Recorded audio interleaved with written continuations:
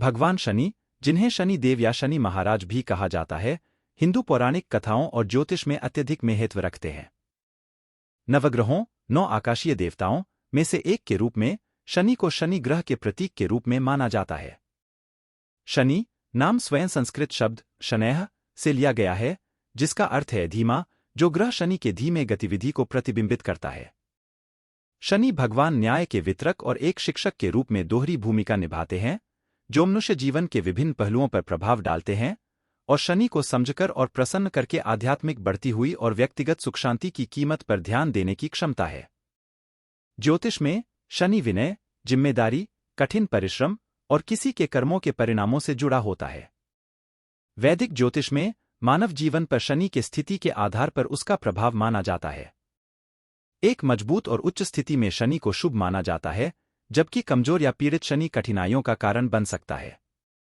भक्तजन अक्सर शनि जयंती को, भगवान शनि के जन्मदिन को, उसका आशीर्वाद प्राप्त करने और नकारात्मक शनि प्रभाव को कम करने के लिए आचरण करते हैं।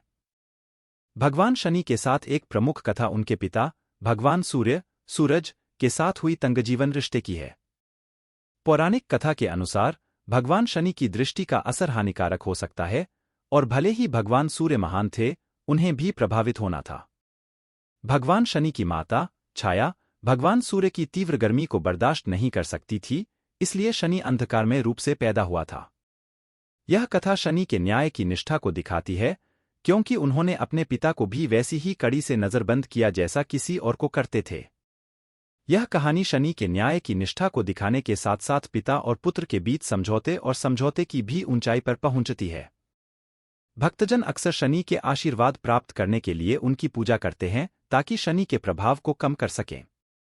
शनिवार, जो कि शनि का दिन है, उसे इसके उपासना, पूजा और ध्यान के लिए विशेष महत्व दिया जाता है। भक्तजन काली साड़ी पहनते हैं और शनि को तिल तेल, काले चने और काले कपड़े की प्रसाद के रूप में अर्पित करते हैं। शनि गायत्री मंत्र या शनि बीज मंत्र जैसे मंत्रों का पाठ करने से भले की ऊर्जा आती है और नकारात्मक प्रभावों से सुरक्षा होती है। भगवान शनि का प्रभाव केवल व्यक्तियों तक ही सीमित नहीं है, यह राष्ट्रों और राजनीतिक इकाइयों पर भी प्रभाव डाल सकता है। शनि साढ़े साती या शनि धिया के अवधियां ऐसे कृतिक काल हैं जब शनि का प्रभाव विशेष रूप से मजबूत होता है। इन अवधियों के दौरान व्यक्तियों को चुनौतियों का सामना करना पड़ सकता है, लेकिन इसे भी आध्यात्मिक विकास और स्वसुधार का एक अवसर माना जाता है।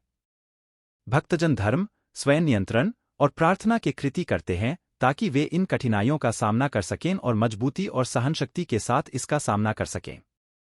हिंदू मंदिरों में, विशेषकर नवग्रहों के समर्पित वे मंदिर जहां अलग अलग श्राइन्स होते हैं, वहां भगवान शनि के लिए अलग श्राइन्स होते हैं। भगवान शनि की मूर्ति को अक्सर कोय या गिद्धों द्वारा खिंचवाए गए एक रथ पर सवार दिखाया जाता है, जो उनकी निष्कलंक दृष्टि और त्वरित न्याय का प्रतीक है। भक्त मानते हैं कि शनि के प्रति ईमानदार पूजा और भक्ति से नकारात्मक कर्म के प्रभाव को कम किया जा सकता है और एक धार्मिक और पूर्ण जीवन की दिशा में पहुंचा सकता है। हिंदू मंदिरों में, विशेषकर नवग्रहों के समर्पित वे मंदिर जहां अलग अलग श्राइन्स होते हैं, वहां भगवान शनि के लिए अलग श्राइन्स होते हैं।